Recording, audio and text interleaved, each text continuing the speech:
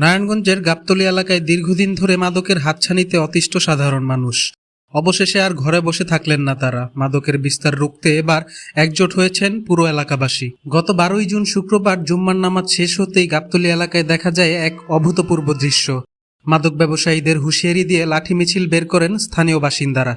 এই মিছিলে নেতৃত্ব দেন গাবতলী এলাকা পঞ্চায়েত কমিটির সভাপতি এবং নারায়ণগঞ্জ প্রেস ক্লাবের সাবেক সাধারণ সম্পাদক রফিকুল ইসলাম জীবন। এ সময় তিনি বলেন, আমরা প্রশাসনের হস্তক্ষেপ কামনা করছি মাদক ব্যবসায়ীদের বিরুদ্ধে, কিন্তু আমরা যদি প্রশাসনের কোনো সাহায্য না পাই আর এলাকাবাসীর হস্তক্ষেপে যদি কোনো মাদক ব্যবসায়ীদের প্রাণ যায়, সেক্ষেত্রে এলাকাবাসী দায়ী থাকবে না। আমরা প্রশাসনকে মেসেজ দিতে চাই, প্রশাসন যদি অবিলম্বে অভিযান পরিচালনা না করে, তারপরে যদি এখানে মানুষের হাতে গণপিটুনিতে কোন মাদক ব্যবসায়ী মাদক সেবী মৃত্যুবরণ করে, তাহলে প্রশাসন দায়ী থাকবে।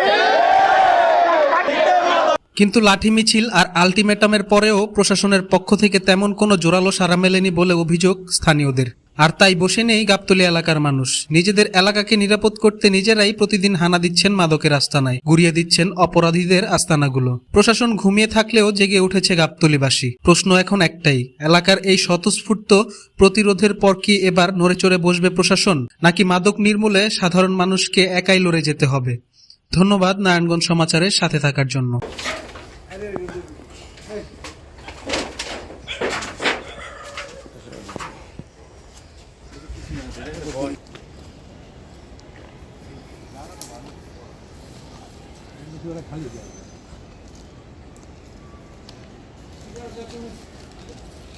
না অনেক কিছু নাই।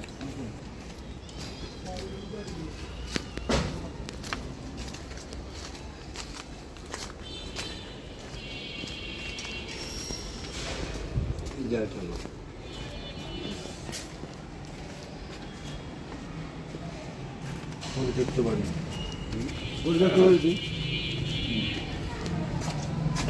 এইটা আমার চিকিৎসা বাড়িতে আছে, যেমন একদম বড় ফোকাস।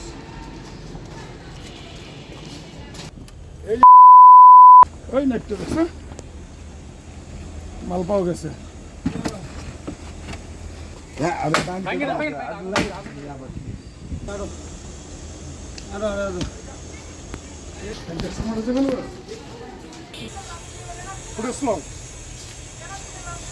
কথা কম ক,